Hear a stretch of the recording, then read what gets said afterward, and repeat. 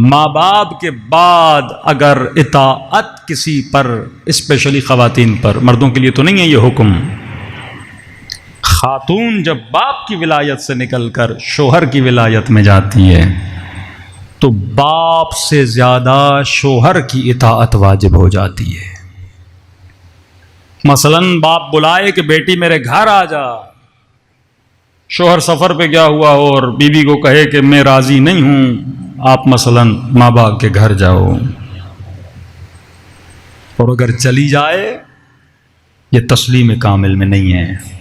آیت اللہ مزاری فرماتے ہیں عورت کا جہاد ہے شوہر کی اطاعت، جہاد ہے عورت کا۔ اب جہاد کا مطلب کیا؟ جب آپ جہاد پہ جاتے ہو آپ کو تیر لگتے ہیں، جب آپ جہاد پہ جاتے ہو آپ کو گولیاں لگتی ہیں، جب آپ جہاد پہ جاتے ہو آپ کا بدن زخمی ہوتا ہے۔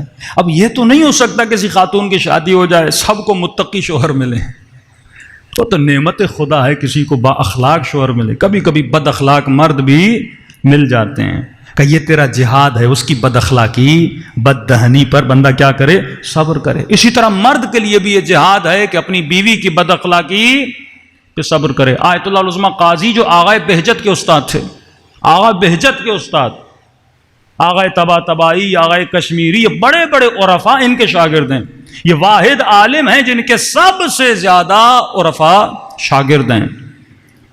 وادی السلام میں ان کی قبر ہے، جب بھی عراق جائیں ان کی قبر پہ ضرور فاتحہ پڑھا کریں۔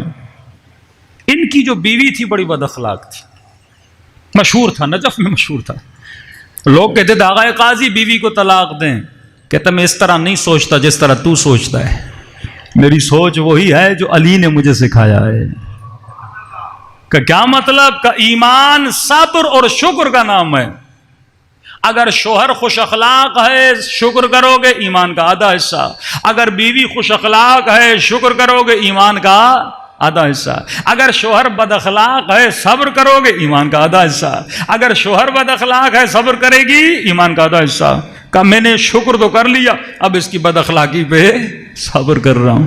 اور ایک دن کہتے ہیں آغا قاضی جیسے گھر میں گئے، ایک مرتبہ بیوی نے برا بھلا بولا، اس کے بعد ان کی سانس بھی، مطلب ظاہر ہے وہ بیوی اور سانس کا اخلاق ایک جیسا تھا، اور اس کی بیچاری سانس جو تھی اس نے بھی اس کو برا بھلا بول دیا۔ آغا قاضی اپنے حوالات میں لکھتے ہیں مجھے اس دن اتنی تکلیف ہوئی کہ گھر میں مہمان بھی آئے ہوئے تھے، ان کے سامنے انہوں نے میری بے احترامی کی، میں نے کچھ بھی نہیں بولا۔ کہتا میں گھر سے باہر نکلا، وادی السلام کی طرف چلا، اس وقت خدا نے مجھے، یہ ایک مقام عرفانی ہے، اللہ نے مجھے اپنی روح دکھائی، اسے تجرد روح کہتے ہیں، اعلیٰ ترین مقام ہے۔ جب عبادت کریں گے تو آپ اپنی روح کو دیکھ پائیں گے کہ جب میں اس چیز پہ میں نے صبر کیا تو خدا نے مجھے میرے جسم سے کیا کر دیا؟ آزاد کر دیا۔ ہمارے استاد کہتے ہیں جب وہ اعمال کر رہے تھے، اذکار کر رہے تھے، تو کہتے جیسے آغا کشمیری کی قبر پہ وہ سورہ فاتحہ پڑھنے گئے تو وہاں پر خدا نے تجرد روح کا مطلب ہے آپ کی روح آزاد ہو جاتی ہے۔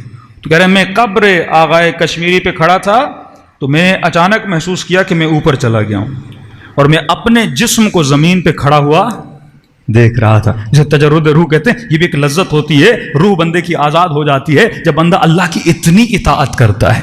تو زندگی صرف مزے مزے کا نام نہیں ہے، کہیں پہ شوہر اخلاق والا ہوگا، کہیں پہ بیوی اخلاق والی ہوگی، دونوں پہ انسان کو کیا کرنا ہے؟ یا شکر کرنا ہے، صبر کرنا ہے۔ باقی جو حقوق خدا نے بتائیں وہ تو الہی حقوق ہیں۔ بیوی کا سب سے بڑا حق مرد پر یہ ہے اس کا خرچہ پورا کرے، اس کی ضرورتوں کو پورا کرے، اس کے نفقے کو پورا کرے، اس کے لباس کا خیال ہے، کھانے پینے کا خیال ہے، اس کا حق پورا کرے۔ بیوی کے اوپر حق کیا ہے؟ وہ شوہر کی اطاعت کرے۔